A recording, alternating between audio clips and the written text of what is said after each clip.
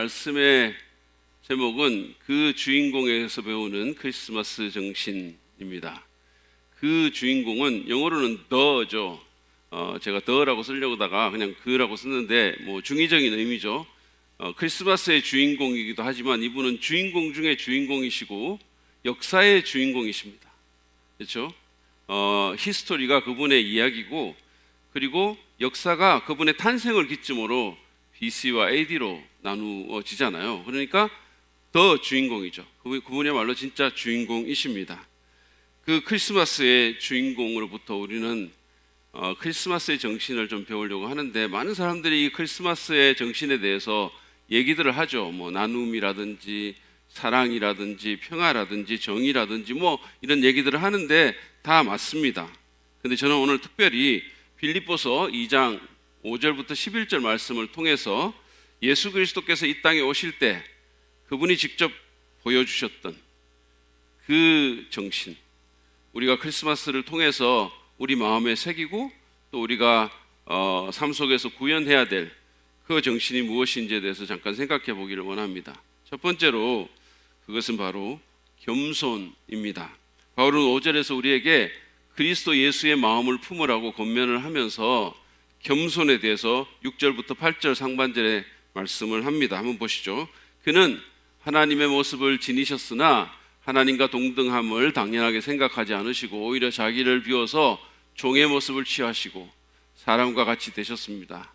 그는 사람의 모양으로 나타나셔서 자기를 낮추시고 그랬습니다. 바울은 예수님이 하나님의 모습을 지니셨다라고 말을 합니다. 개역개정에 보면 하나님의 본체시나 이렇게 되어 있죠. 여기서 하나님의 모습이라는 것은 어떤 외향적인 형태를 이야기하는 것이 아닙니다. 하나님은 영이시니까 외향이 사실은 없죠. 우리는 성경에서 하나님을 하나님의 팔이라든지 하나님의 눈이라든지, 그러니까 하나님을 사람에 빗대서 얘기하는 그런 것들을 종종 봅니다. 여기서도 마찬가지죠. 하나님의 모습을 지니셨다. 예수님이 하나님의 모습을 지니셨다라는 말은 그분이 하나님이라는 거죠. 본질적으로 그분은 피조물이 아니라 창조주라는 겁니다. 성삼위 하나님의 한 멤버라는 거죠. 그런데 그런 분이 하나님과 동등하게 여길 것을 당연하게 생각하지 않았다 그랬습니다. 다시 말해서 하나님의 그 높은 자리와 엄청난 특권과 그 모든 위치를 당연히 여기지 않으셨다는 거죠. 오히려 그분은 모든 것을 내려놓고 사람이 되셨습니다. 창조주가 온 우주 만물을 만드신 분이 피조물이 되신 겁니다. 그것도 갈릴리 깡촌에 가난한 집안에 갓난아기로 오셨습니다. 사실은 꼭 그러지 않으셔도 되죠. 그분이 굳이 인간으로 오셔야 한다면 그러면 구척장신의 카리스마 넘치는 성인으로 오실 수도 있죠. 아니면 고귀한 신분의 왕가의 어떤 왕자로 태어날 수도 있죠. 그러나 그분은 그렇게 오시지 않았습니다. 저와 여러분이 다 아는 것처럼 그분은 마국간에서 태어나 짐승의 먹이통에 누우셨습니다. 그것이 그분의 첫 번째 침대였었어요. 여러분, 이것보다 더한 겸손이 있으십니까? 온 우주를 만드신 분이 가난한 베들레헴 깡촌의 마국간 구유통에 자기 몸을 어린 아기로 누이신 겁니다. 바울은 예수님이 그렇게 자기를 낮추셨다고 분명히 말씀합니다. 여러분, 예수님의 이 마음은 오늘날 세상에 우리가 보는 그런 태도, 정신, 마음과 얼마나 다릅니까? 우리는 자기 권리를 못 찾아서 난리죠, 사실. 자기 권리가 침해되는 것을 견딜 수 없어 하죠. 저만 하더라도 지지난주인가요? 저희 보니까 교수들이 저희 학교에는 이렇게 어디서 뭐가 오는 게 있거든요.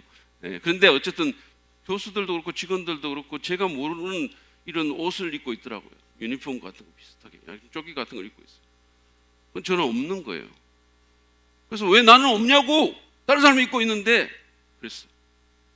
근데 사실은 그건 제가 그렇게 화를 낼 일이 아닙니다. 왜냐하면 어떤 분이 수고해가지고 어디 가서 그거 이렇게 받아와가지고 자기가 원하는 사람한테 나눠주는 거예요. 이거는 교수로서 제가 누릴 당연한 권리가 아니고 수고하신 그분이 자기 마음에 드는 대로 그냥 주는 거예요. 현장에 있으면 받고 없으면 못 받는 거예요. 그럼에도 불구하고 다른 교수들은 다 있는데 나는 왜 없냐고 너무 기분이 안 좋은 거죠. 그래서 입이 이만큼 나와가지고 기분 나쁘게 지냈어요. 이게 접니다. 여러분, 저는 저를 고발합니다.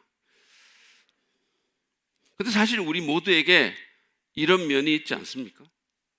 자기 권리 찾으려고 하고, 자기 지위 행사하려고 하고, 목소리 높이려고 하고, 자기 의견을 반드시 관철시키려고 하고, 실제보다 자신을 더 부풀려서 나타내기도 하고, 그렇게 평가하기도 하고, 있는 것보다 더 과대 포장해서 내보이는 게 우리 아닙니까?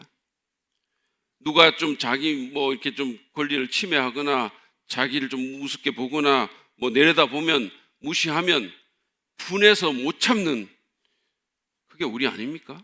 심지어는 말이에요, 교회 오래 다니신 분들은 자기 앉는 자리가 있거든요. 그런데 새로운 분들이 모르고 그 자리에 앉아 있으면 그것 때문에 화내는 분도 있어요. 아니, 내 자리에 앉았다고. 아니, 그게 왜 자기 자리입니까? 자기가 돈 주고 샀습니까? 그런다니까요, 우리가. 근데 예수님은 정반대로 행하셨습니다. 그분은 그게 필요하거나 또는 요즘 우리가 대선판에 보는 것처럼 전략적으로 낮춘 것도 아니에요. 그분은 하나님과 동등함을 당연하게 생각하지 않으셨다 그랬어요. 너무 당연한 건데 그걸 당연하게 생각하지 않으신 거죠. 그분은 종의 모습을 취했고 자기를 완전히 낮추셨습니다. 이 크리스마스 시즌에 우리는 예수님께서 보이신 이 겸손의 정신을 마음에 새기고 본받을 필요가 있습니다. 자기 권리를 당연하게 생각하거나 자기를 너무 중요하게 생각하거나 자기를 과대포장하면서 다른 사람을 내려다보거나 자기 목소리를 높이려고 하기보다 오히려 자기를 낮추고 자기를 비우는 우리가 되기를 바랍니다. 그러면 하나님께서 우리를 높여주실 것입니다. 그러면 오히려 사람들에게 존경을 받고 영향력을 행사할 수 있을 것입니다. 종교개혁가인 쯔빙글리가 어느 날 자신의 영혼을 뒤흔드는 한 광경을 목격을 했습니다. 스위스의 산 위를 걷고 있다가 말이죠. 두 마리의 염소가 좁은 산길을 가고 있었는데 한 마리는 위로 오르려고 하고 한 마리는 내리려고 하는 거죠. 내려오려고. 근데 길이 너무 좁아서 한 마리가 겨우 지나갈 자리가 있을 뿐입니다. 결국 두 마리는 도중에서 만나서 오르지도 못하고 내리지도 못하고 오도 가도 못하게 된 상황입니다. 두 마리는 서로 바라보다가 꼿꼿이 서서 마치 한판 싸움이라도 벌릴 듯 했습니다. 그러다 다음 순간에 놀라운 일이 벌어졌습니다. 아래쪽에서 올라오던 염소가 길 위에 바짝 엎드리자 다른 한 마리가 그 등을 밟고 내려가는 것이었습니다. 그러니까 엎드렸던 그 염소가 일어나서 제 길로 올라갔다고 합니다. 쯔빙글리는 이때 내려가는 것이, 낮추는 것이 곧 올라간 길이 된다라는 점을 깨달았다고 하죠. 그렇습니다. 스스로를 낮추고 내리는 것이 올라가는 길이 됩니다. 오늘 본문 9절부터 11절에 보면 하나님께서 그렇게 자기를 낮추신 예수 그리스도를 높이시고 모든 이름 위에 뛰어난 이름이 되게 하셨다라고 말을 했습니다. 모든 무릎이 그 앞에 꿇을 것이라고 그렇게 말씀하십니다. 우리도 스스로를 낮추면 하나님이 높이실 것입니다. 베드로는 하나님께서 교만한 자를 물리치시고 겸손한 사람에게 은혜를 주신다고 했습니다. 여러분, 이 성탄의 계절에 하나님이시지만 하나님과 동등함을 당연하게 여기지 않으시고 자기를 비워서 종의 모습으로 오신 이 예수님을 기억하면서 자기보다 남을 낮게 여기도록 결단합시다. 또 자기를 비우고 자존심을 내려놓고 자기 위치나 자기 권리에 너무 지나치게 집착하지 말고 지나친 자의식을 버리도록 기도하는 저와 여러분 되기를 축복합니다. 두 번째로 겸손과 함께 그 주인공이신 예수님에게 우리가 배우는 크리스마스의 정신은 순종입니다. 바울은 예수님의 겸손에 대해서 얘기를 한 후에 8절에서 이렇게 말씀합니다. 보시죠. 자기를 낮추시고 죽기까지 순종하셨으니 곧 십자가에 죽기까지 하셨습니다. 바울은 예수님이 이 땅에 오셔서 죽기까지 순종하셨다라고 그렇게 말씀합니다. 말이 쉽죠. 누군가가 여러분에게 죽으라고 하면 여러분 순종해서 죽겠습니까? 그게 설사 하나님이라도? 근데 예수님은 본인이 하나님이신데도 불구하고 아버지의 뜻에 순종해서 죽기까지, 그것도 보통 죽음입니까? 십자가에 그 처참한 죽음을 죽기까지 순종하셨다 그랬습니다. 사실은 예수님이 이 땅에 오실 때 이미 순종을 선언하고 오셨죠. 히브리서 10장 5절부터 7절에 보면 예수님께서 이 땅에 오실 때 하나님 아버지에게 하신 말씀이 기록되어 있습니다. 근데 특별히 7절을 읽어볼 테니까 한번 들어보기 바랍니다. 이것은 천국에서 예수님이 아버지께 드리고 오신 말씀이에요. 들어보세요. 보십시오, 하나님. 나를 두고 성경에 기록되어 있는 대로 나는 주님의 뜻을 행하러 왔습니다. 여러분, 이게 무슨 말입니까? 주님의 뜻, 하나님 아버지의 뜻에 순종하러 이분이 이 땅에 오셨다는 거 아닙니까? 구체적으로 여기서 말하는 그 하나님의 뜻은, 성경에 기록된 그 주님의 뜻은 인류 구원을 위해서 십자가에서 죽는 것입니다. 범죄자처럼 비참하게, 처참하게 피를 흘리고 죽어가는 거예요. 다시 말해서 예수님은 하나님의 뜻에 순종하여 죽기 위해서 이 땅에 오셨다는 것이죠. 정리하자면 순종이, 이 극단적인 순종이 예수님께서 우리에게 보여주신 크리스마스 정신이라는 것입니다. 오늘날 우리가 사는 세상은 내 마음대로, 내 뜻대로의 정신이 충만한 세상입니다. 저는 지난주에도 제 아내한테 무슨 얘기를 했다가 내 마음이에요 라는 말을 들은 적이 있어요. 자기 마음이래요. 근데 사실은 제 아내만 그렇게 말하는 게 아니고 저도 종종 그렇게 말해요. 내 마음이야. 여보, 제발 좀 설교 좀 조금 짧게 해주세요. 내 마음이야. 내가 설교자인데. 여러분, 지금의 세상을 포스트 모던 세상이라고 그랬잖아요. 이 세상의 특징 가운데 하나가 뭐냐 하면 권위에 대한 부정입니다. 권위주의와 권위를 구분하지 못하고 모든 권위를 부정적으로 보고 우습게 여깁니다. 그래서 이 세대의 사람들은 기본적으로 순종이라는 말에 알레르기 반응을 보이죠. 문제는 그리스도인들조차도 이 사회의 영향을 받아서 이 풍조에 휘둘려서 권위를 인정하지 않고 순종을 부정적으로 여기는 경향이 있다는 것입니다. 그것도 인간 권위가 아니라 하나님의 권위에, 하나님의 말씀에 대해서도 그런 식의 반응을 취한다는 것입니다. 순종하지 않으려고 하고, 그건 성경이고 그건 말씀이고 이런 거죠. 그리고 내가 좋아하는 부분만 내 식대로 순종하는 거예요. 그러나 누가 말한 것처럼 여러분, 부분적인 순종은 순종이 아니라 편리입니다. 그거는 그냥 편리대로 하는 거예요. 자기 원하는 거 순종하는 거죠.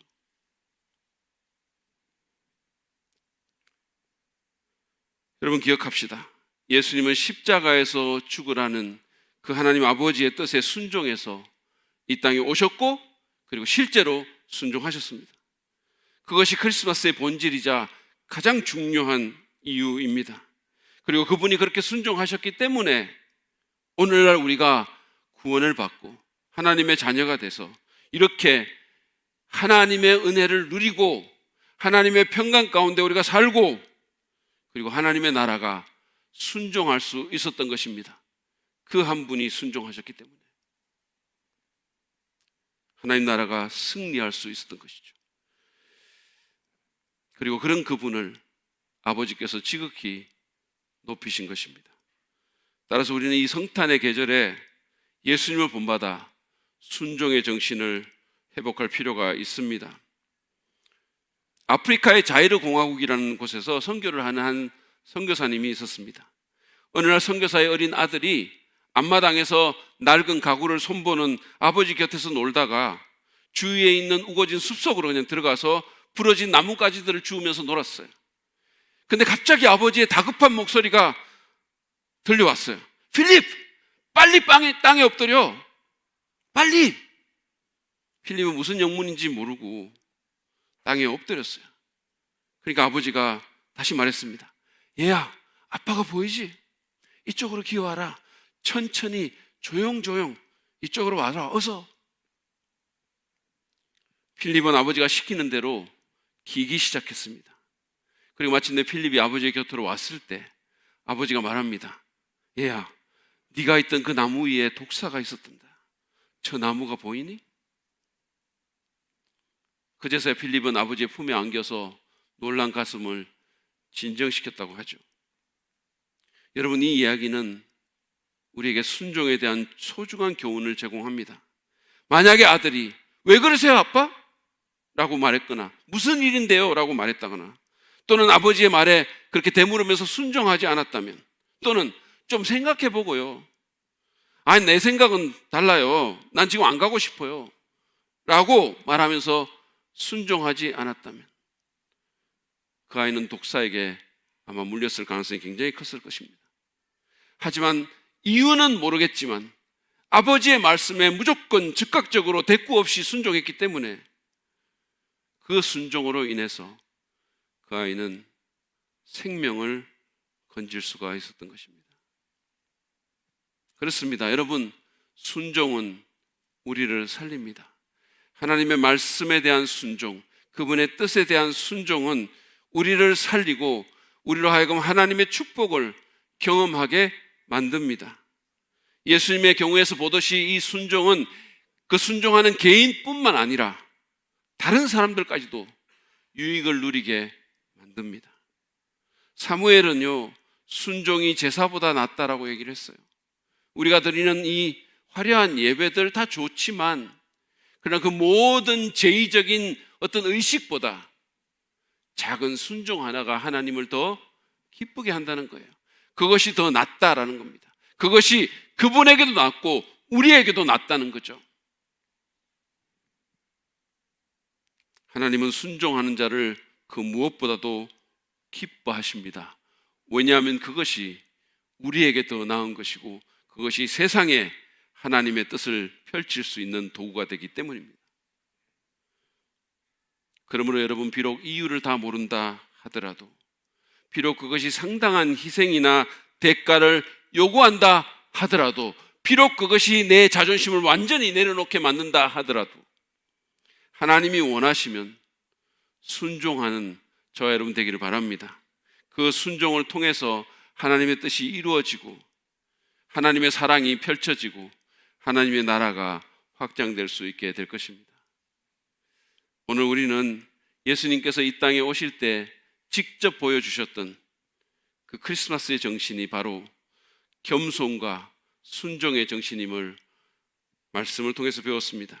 그리고 그 겸손과 순종을 통해서 인류 구원의 대역사가 이루어지고 문자 그대로 인간의 역사가 바뀐 것을 우리는 압니다. 하나님께서 영광을 받으셨고, 그리고 하나님께서 그 예수님을 높여주신 것도 우리는 봤습니다. 그 주님을 본받아서 이 크리스마스 시즌에 우리도 겸손과 순종으로 주님 앞에 나아갑시다. 그리고 사람들 앞에서, 우리 가정에서, 회사에서, 학교에서 그런 태도로 생활합시다. 여러분, 그것이 우리와 비그리스도인들을 구분짓는 중요한 잣대가 될 것이고, 그것이 거룩이 될 것이고, 그것이 우리의 경쟁력이 될 것입니다. 하나님이 그런 당신을 높이실 것이고, 그런 당신을 통해서 예수 그리스도가 드러나실 것이고, 누군가의 삶 속에 진정한 크리스마스가 이루어지게 될 것입니다.